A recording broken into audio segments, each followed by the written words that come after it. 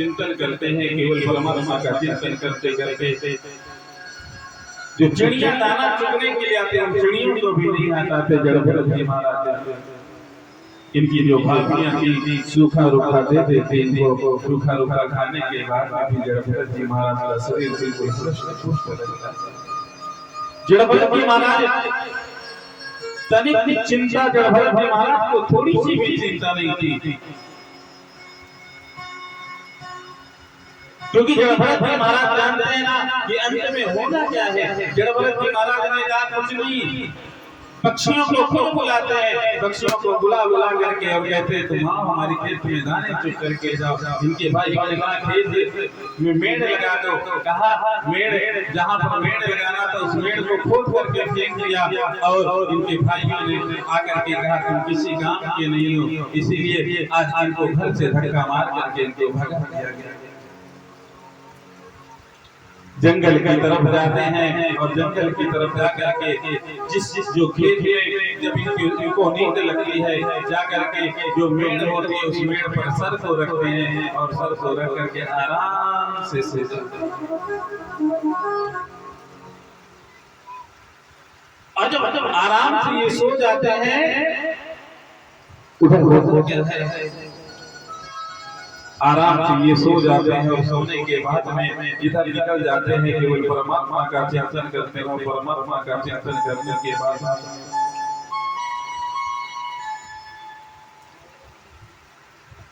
जंगल की तरफ और थोड़ा सा आगे बढ़ते हैं।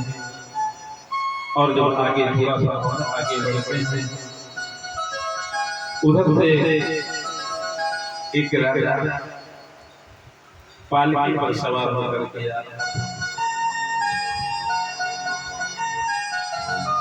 और उस राजा के जो कहार था ना, जो पालकी होने वाला था, उसको एक बुखार आ जाता है।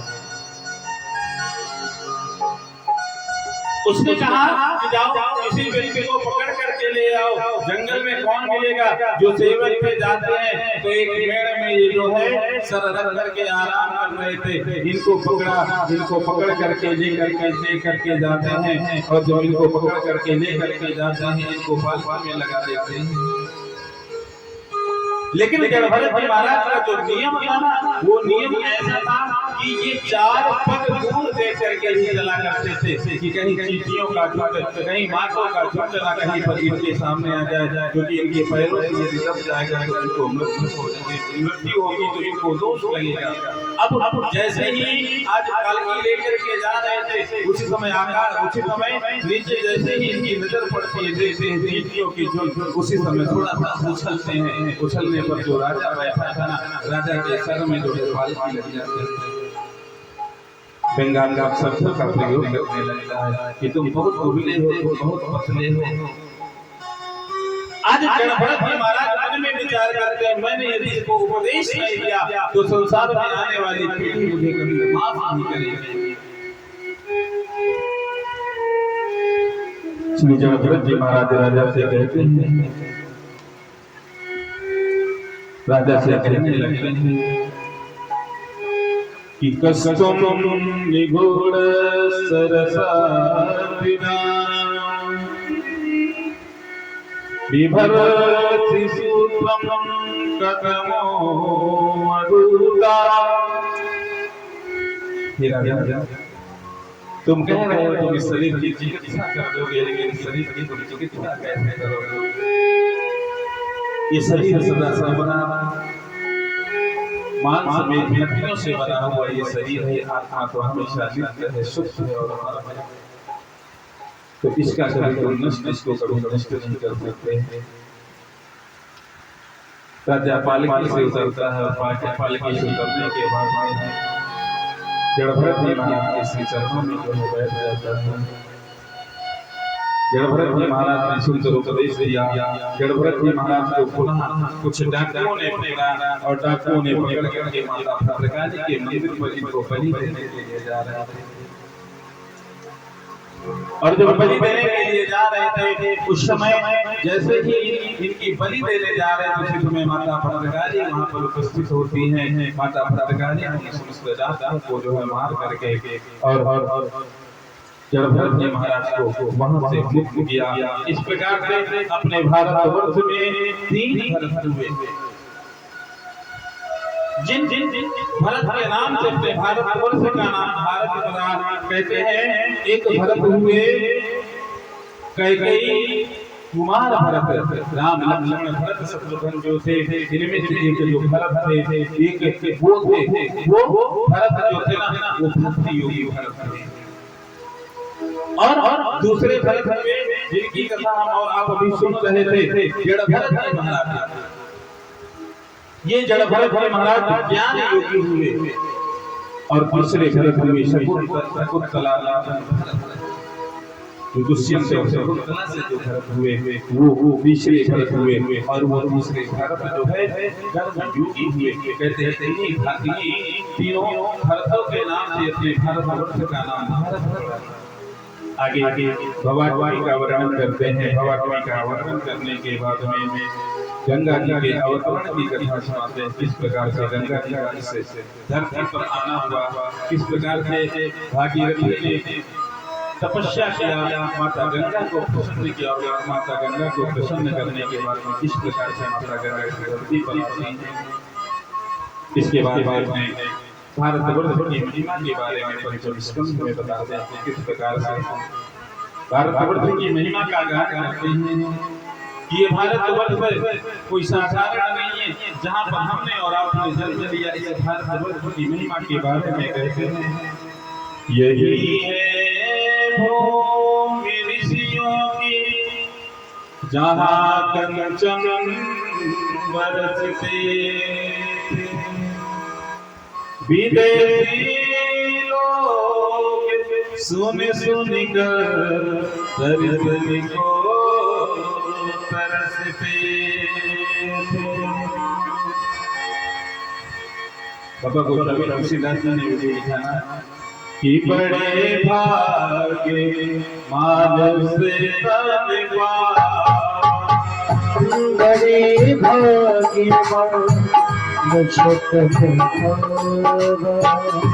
बड़े भाग्य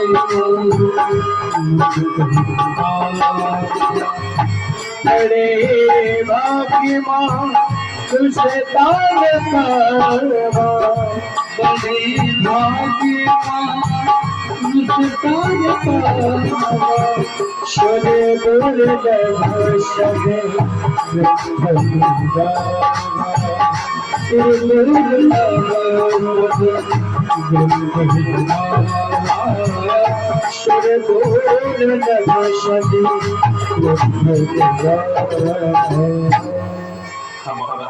ग्रंथों का श्रवण कर रहे हैं, इन ग्रंथों का हम और आप यज्ञ कर रहे हैं। ये ग्रंथ कोई साधारण ग्रंथ नहीं है। हमारे पूर्वजों ने, हमारे ऋषियों ने जंगलों में रह करके सूखी पत्तियों को खा करके इन जैसे ग्रंथ के रचे। जिस ग्रंथों के माध्यम से हमें और आपको पता चलता है कि हम और आप अपने जीवन को कैसे जी सकते हैं। इन ग्रंथों को श्रवण करने के पश्चात हमें और आपको पता चलता है कि वास्तव में हमें जीवन कैसे जीना चाहिए। संसार में सभी लोग जीवन जीते हैं, लेकिन वास्तव में मानव हो चाहिए। क्यों? क्योंकि जो विवेकी होते हैं वो मनुष्य होते हैं। अपने विवेक के अनुसार, अपने बुद्धि के अनुसार कैसे जीवन को जीना चाहिए।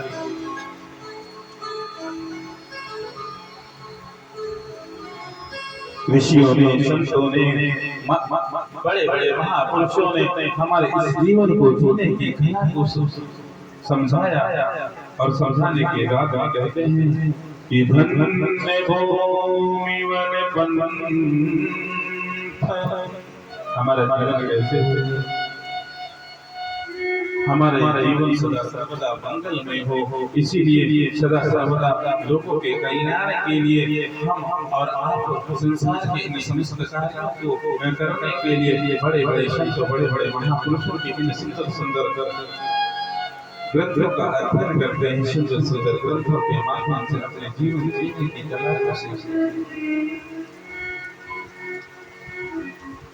इस भारतवर्ष में अनेक राजाओं ने आकर के आक्रमण करना चाहा, जैसे सिकंदर आदि की घटना आपने सुनी होगी। अपने शिष्य से कहते हैं, सिकंदर ने कहा सुकरात से, क्या तुमको मिलाऊंगा।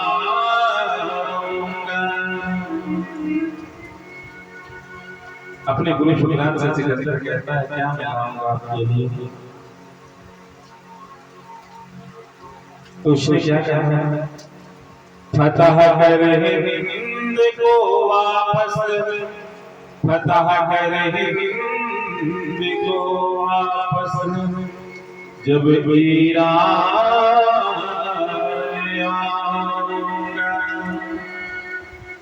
कहा तुम भारत जा रहे हो, भारत की महिमा के विषय में तुम्हें नहीं पता। भारत के लोग छोटे छोटे बच्चे भी परमात्मा को इतना मानते हैं, क्योंकि वो कंकड़ और पत्थर में परमात्मा को मानने वाले लोग देखते हैं। इतनी साधारण से तुम उनको परास्त करके नहीं वापस आ पाओगे। काले काले तुम्हारी इच्छा है, तुम जा रहे हो तो तुम जाओ भारत, लेकिन तुम यदि वहां से आना तो हमारे लिए कुछ चीजें लेकर के आना। सुनो साहे सिकंदर, यदि फतेह भारत को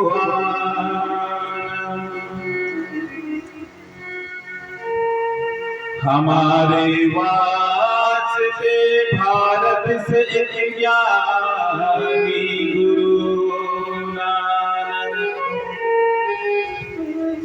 क्या कह रहा है कि वहां तो जंगलों में भी बड़े बड़े ज्ञानी पाए जाते हैं। यदि वहां से आना हो सके तो निवेदन उनसे करना और हमारे लिए ज्ञानी गुरु लेकर के आना वहां से। और कहा, लाना अमर बेरी सुनो राजन कमल गीता। वहां जा रहे हो, वहां से हमारे लिए कमल का पुष्प लेकर के आना और एक सुंदर गीता की पुस्तक वहां से लेकर के आना। जिस गीता के माध्यम से वहां के उस कन्हैया ने, उस गोपाल ने कौरव और पांडवों के बीच उस गीता के माध्यम से अर्जुन को उपदेश दिया था, और अर्जुन ने जिस तरफ दृष्टि डालता था उस तरफ देखता था कि केवल उसके परिजन ही दिखाई दे रहे थे, उसके रिश्तेदार, उसके नातेदार दिखाई दे रहे थे, लेकिन फिर भी उसने गीता का उपदेश सुना और गीता का उपदेश सुनने के बाद उसने अपने उस गांधी को उठा लिया। नपत तुम भूल मत जाना, कहानी राम और सीता का एक सुंदर रामायण के ग्रंथ को भी लेकर के आया। कहा सुकरात ने फिर एक बांसुरी गाना बजाकर हम भी देखेंगे कि कैसा है मस्ताना।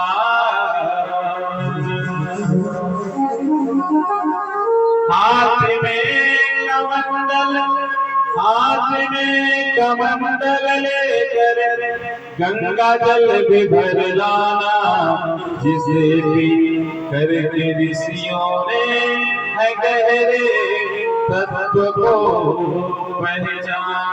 कमंडल में गंगा जल भी लेकर के आना। जो ऋषि, जो महंत वहाँ के होते हैं, वो कह रहे हैं उसे जल को पी करके इतने गहरे गहरे तत्व को उन्होंने पहचान लिया। और हमारी चीजें ये नपति तुम भारत से लाओगे तो सभी दीपों के नर नामी शहंशाह कहलाओगे। देखिए उसने कभी भी ये नहीं कहा कि सोना लेकर के आना, चांदी लेकर के आना, हीरे लेकर के आना, मोती लेकर के आना। क्यों? क्योंकि अपने भारतवर्ष को हमेशा सोने की चिड़िया कहा गया। कहते हैं इस भारतवर्ष में, अपने इस भारतवर्ष में आने के लिए देवता भी लालायित रहते हैं। आकाश मंडल में उनकी भी इच्छा होती है कि हम भी भारत में जाएं और भारत में जा करके हमें भी जो है वहाँ की मिट्टी में थोड़ा सा दौड़ने का, उस मिट्टी में खेलने का मुझे अवसर प्राप्त हो।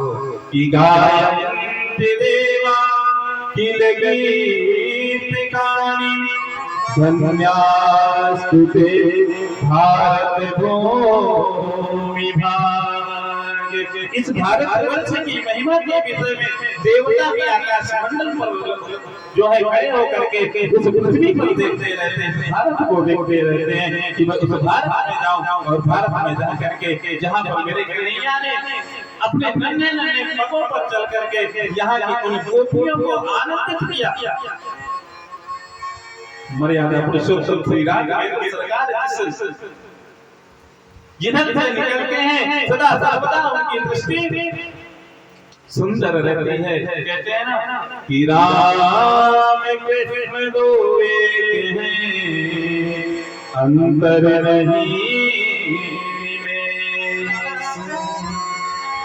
केवल अंतर है। तो अंतर क्या है राम और कृष्ण में? इनके नयन गंभीर हैं, उनके चपल विशेष।